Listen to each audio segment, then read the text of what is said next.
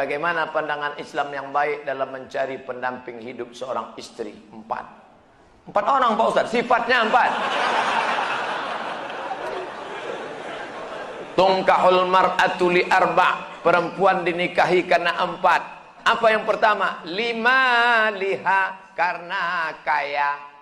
Kenapa kau nikahi dia? Gimana lah Pak Ustaz, ku tengok cincinnya 3 biji. Kaya, tak salah. Wali hasabiha, kenapa kau nikahi dia? Keturunan Pak Ustaz, darah biru. Payah kemarin waktu cari donor darah, biru darah. Yang ketiga, wali jamaliha, karena cantiknya. Rambutnya bak mayang terurai, pipinya bak pauh dilayang, alisnya bak semut beriring, bibirnya bak delima merekah. So sweet. Walidiniha, karena agamanya.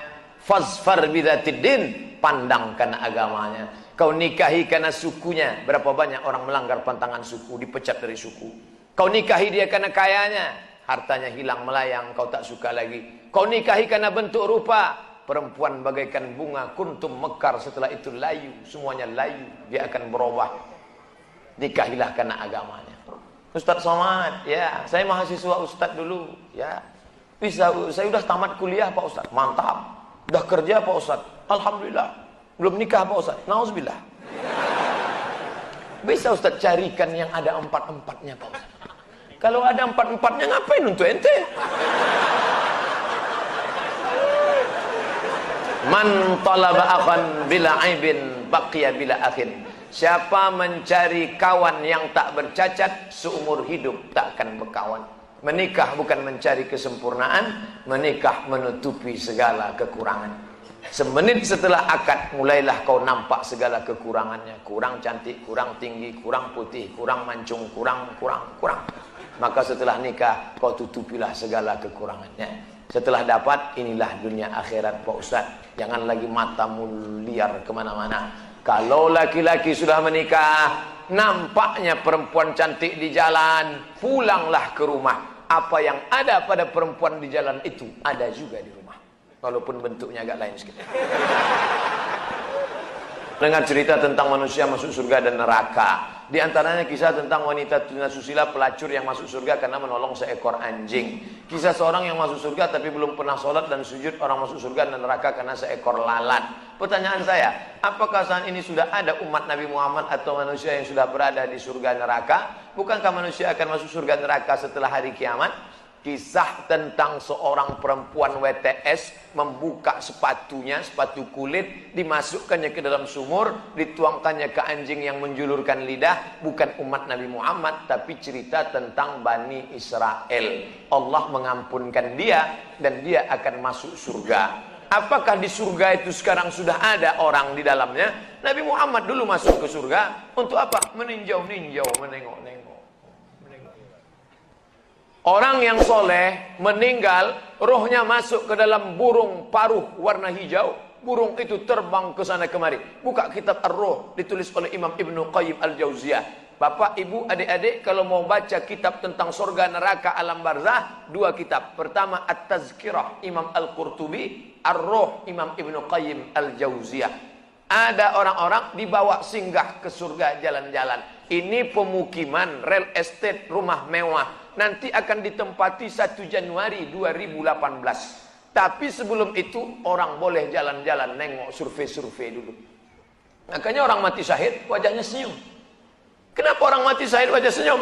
Karena sebelum nyawanya keluar, malaikat sudah mengepakkan sayapnya. Di situ nampaknya kau akan mati, kau tinggal di lorong blok C nomor 15. Senyum dia. Nah, ini kita sekarang jangankan tempat surga, parkir pun payah. Apa hukumnya jika saya sholat sambil menutup mata agar sholat saya menjadi lebih khusyuk? Apakah ini tak boleh Pak Ustadz? Sebab dulu saya pernah tanya hal ini pada dosen agama, katanya ini tak boleh karena dianggap tak sopan pada Allah. Sementara jika mata saya terbuka, saya sulit untuk khusyuk. Adakah solusi untuk saya Pak Ustadz? Thanks. Ada gambar senyum. Titik 2. Sekarang saya mau menunjukkan beberapa riwayat sahabat Nabi itu sholatnya pejam mata atau buka mata. Jangan jawab. Nabi jadi imam, sahabat di belakang. Ketika sedang sholat, Nabi buka selopnya, sendalnya. Waktu itu Masjid Nabawi pasir. Nabi buka selopnya, semua sahabat yang ada di belakang membuka selop. Kira-kira sahabat di belakang pejam mata atau buka mata? Buka, karena kalau pejam mana dia tahu. Uqtulul aswadaini fi shalah, bunuhlah dua yang hitam ketika kau sedang sholat. Allahu Akbar. Lewat dua yang hitam. Apa yang hitam itu? Kalajengking dengan ular. Bunuh.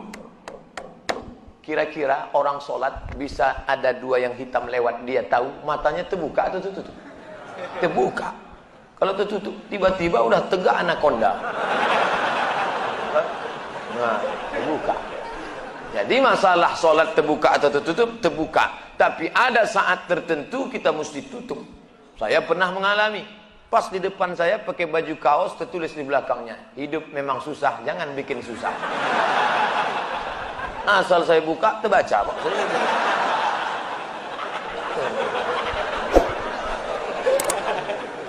Jangan sholat ke masjid pakai baju bergambar-gambar, bertulis-tulis, pakai baju polos. Gambar. Sudahlah hari Jumat, besok terlambat datang, datang ke tengah, tulis di belakang. Emang masalah buat lo? Kita bukan cerita sah tak sah, tapi efek pengaruhnya terhadap ibadah. Bagaimana Ustadz menjaga kesehatan begitu jadwal padat? Tadi masuk WA ke sahabat kita, apa kata dia? Kalaulah Ustadz Somad itu made in Jepang, sudah lama rontok. Lalu apa yang Ustadz minum, apa yang Ustadz makan? Semuanya doa jamaah. Cobalah tengok di YouTube, di Twitter, di Facebook, di BBM, doa jamaah. Amin, amin, amin, amin, amin. Semoga Ustadz sehat, semoga Ustadz istiqomah, semoga doa menumpang tuah pada doa, mulut-mulut, tangan-tangan yang soleh. Mudah-mudahan kita bersatu dalam kebaikan insyaallah. Berapa takbir Idul Fitri Pak Ustadz? Berapa hari?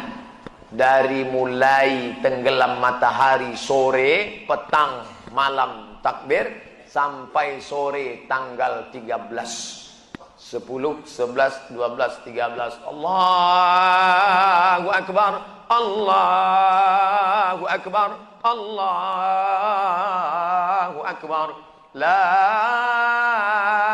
ilaha illallah, wallahu akbar. Allahu Akbar walillahil hamd. Sampai jam 2 malam suara tak serak-serak. Begitu ditengok, rupanya flash disk. Janganlah flash disk, orang lah. Ini banyak nanti flash disk ini masuk surga. CD masuk surga, flash disk masuk surga. Dilatihlah anak-anak muda kita. Latih anak-anak muda. Nih, takbir bukan cuma di masjid. Selama 4 hari itu takbir. Anak-anak, ibu-ibu di rumah sambil masak opor, masak rendang, masak gulai kambing. Allahu Akbar, Allahu Akbar. La ilaha illallah. Garamnya kurang.